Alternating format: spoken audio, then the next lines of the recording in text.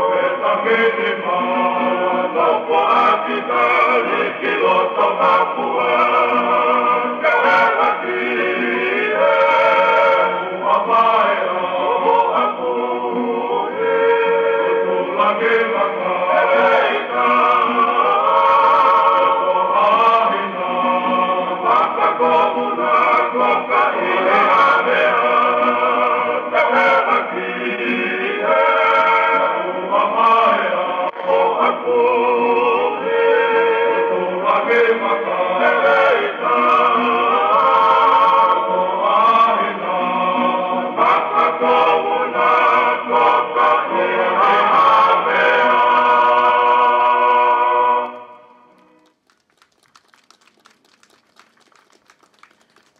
Whamalo atu.